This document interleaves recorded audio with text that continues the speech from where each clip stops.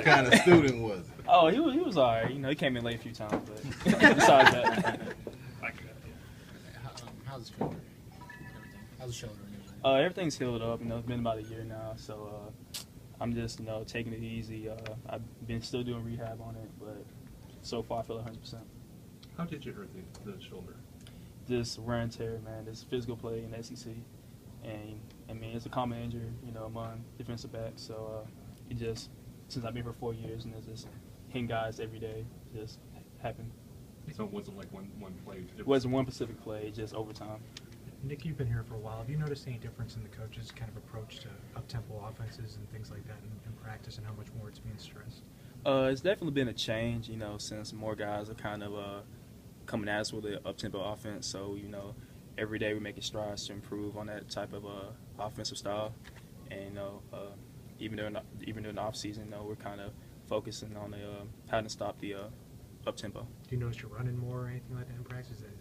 Is it that kind of adjustment in practice, or what is it? I don't know. Practice is, he kind of speeds practice up, kind of get us in shape to prepare for those type of games. Those type of teams are still going to run the same type of plays. It's going to be a little bit faster. What's it been like having Kirby back there, and how different has it been from last year? It's a huge difference. Kirby's smart. He's a great defensive coach, and having him and Coach Saban in the same room is beneficial for our secondary.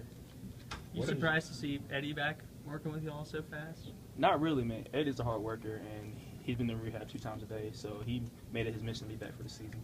What's his kind of attitude like right now? Have you talked to him through this process at all? I talked to him because I was hurt last year, and I just told him to keep his head up and just keep pushing, and you'll be where you want to be at. Your coach mentioned that Troy Vincent spoke to you guys last night. What was his message? What other speakers have you guys had so far?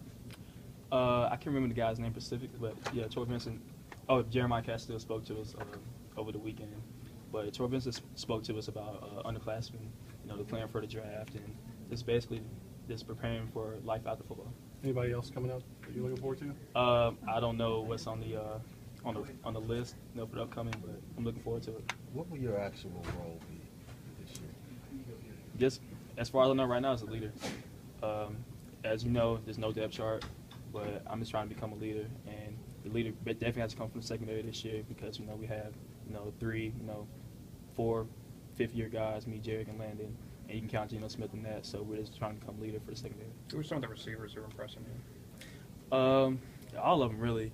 Of course, about DeAndre Wright, Amari Cooper, Christian Jones, but a lot of younger guys are coming along nicely. How was Amari? I'm sorry. How was O.J. Howard? How was O.J. Howard? O.J. Howard is difficult. He can be a tight end, and he can be out wide and play receiver, and he has talent, all around talent, and you kind of have. Teams definitely has to prepare for him. So should he get the ball more, or will he get the ball more? How do you see that going? I'm not an offensive coach, but I just know he has great talent. So guys like Stewart and Robert Foster, what are those guys like? Those guys are amazing. Those guys are constantly making plays. They practice every day, and I think they're just waiting for their chance on the field. Nick, when you said Troy Vincent talked about underclassmen going to the draft, was he kind of just laying out kind of the risks, I guess, or something like that, or what was he kind of saying about it just gave us numbers and facts about the percentages of you staying on the team long term or not, and the importance of you staying in and getting your degree that can benefit you after football. Coach has already mentioned twice this year resurrecting the Alabama identity.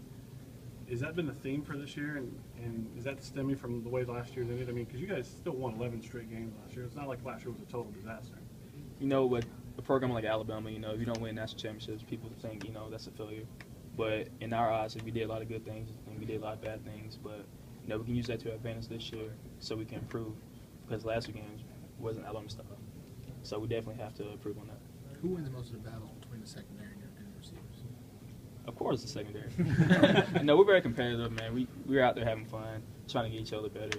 We feel like we're going up against the best receivers every day at practice, and I feel like we can stop those guys. We can stop anybody in the country. Nick, do you notice anything when it comes to seeing Eddie out there running? Do you notice any difference to looking like a guy that's coming off? Not at all. He's very strong-minded, and he tries not to let that injury get to him. So you'll see him making different cuts and spin turns and there's different moves, and I'll be like, wow, that guy's come off ACL. Just today, he made a great play on Amari Cooper, and the guy coming with 4 months off ACL tear. That's amazing. And nobody loves camp, but But when it looked like you were going to lose your senior year last year, I mean, can you at least appreciate maybe the crud you're going through right now? I mean, yeah, definitely appreciate it. You know, I love it here. And when they told me I had the opportunity to come back, I jumped at it. You know, college football is one of the purest, you know, football there is. You know, you playing with guys that you've been around since you got here, since you were a freshman. And, you know, you go to class with these guys, you hang out with these guys, and you hopefully you win with these guys too. Having said that, do you kind of look around and go, wait a minute, when did I become the old guy? It definitely comes up fast, and that's the big thing now that I have to become a leader. And I have to tell these guys, like, you got to take advantage of your chances. You know, you got to, you know, make it happen on the field and make it happen off the field. But then do what you need to agree and do the right things. So what would it mean to you to be either a starter or part of the rotation on a regular basis? It would mean a lot to me. You know, I think you come here to play.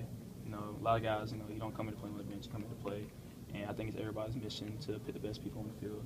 And as long as, you know, we're winning, I think I'm happy.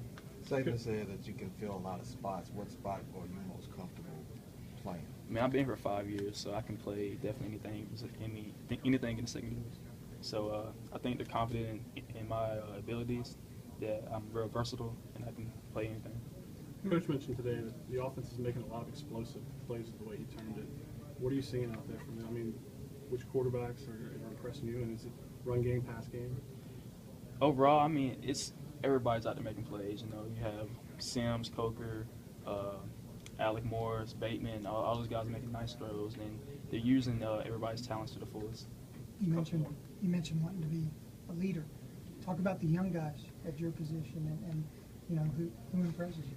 Hootie Jones, Ronnie Clark, and two corners, Tony Brown and Marlon Humphrey. Those guys they have, you know, big careers coming. You know, those guys are in there learning defense, they're getting hands-on coaching by Coach Saban. So you got to watch out for those guys in the future.